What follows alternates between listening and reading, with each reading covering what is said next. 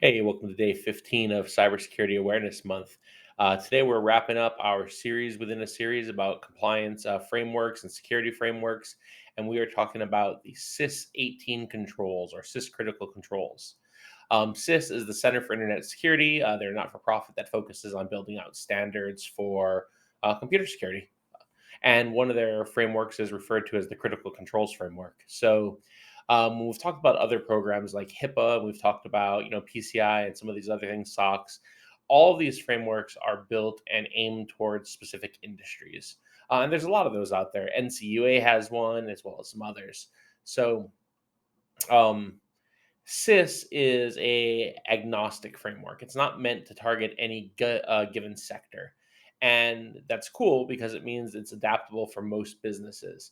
And it's really out there to just implement good overall security for businesses and networks. And it's pretty simple to implement. So the SIS controls are broken into three different implementation groups. And what this allows people to do is allows them to apply these groups and these controls to their business in a scalable manner. Implementation group one is for all businesses. It's meant to tackle things like the essential cyber hygiene items, things like inventory, stuff like that. And it has 56 total controls, but it's basic enough that everybody should be able to do it. Once you finish up all your IG1 implementations, and if you feel like you want to increase your security posture further, you move into like IG2. And this is really aimed towards medium or larger businesses that have dedicated security teams and dedicated IT teams. It's 130 total controls, so 74 additional. But it does usually require some special tools to accomplish. Whereas IG1 is really about just off the shelf stuff. Anybody should be able to pick up the tools to accomplish that. When you wrap up IG2 and you feel like you want to go even further with your security program, you can move into IG3. And implementation group three is really about protecting businesses against persistent threats. So, APTs and things like that, really organizations that are being targeted at this point. So it has 23 additional controls, so up to 153 total. And usually, if you're going after an IG3 implementation, you have another framework that you're aiming for, some other kind of regulation is forcing you to move into this direction, or you just realize that you are, a target, and the assets you have are worth the implementation costs of an IG3 level kind of implementation.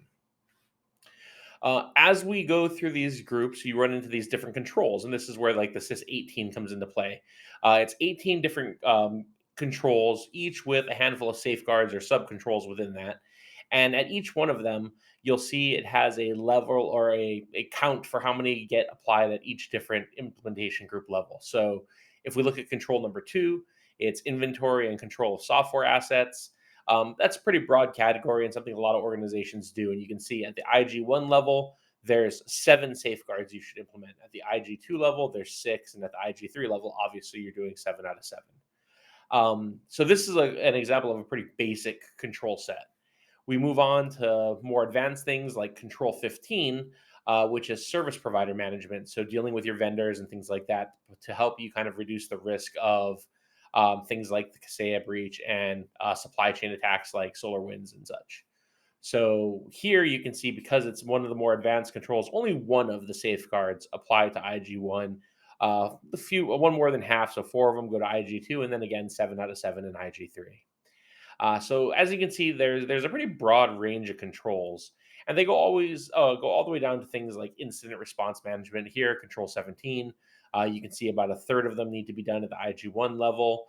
8 out of 9 in this case are done at IG2, and then only 9 out of 9 when you hit IG3.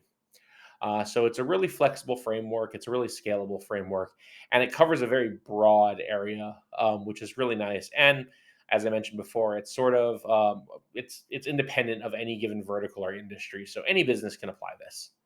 If you want more information about sys controls, check them out at CISecurity.org.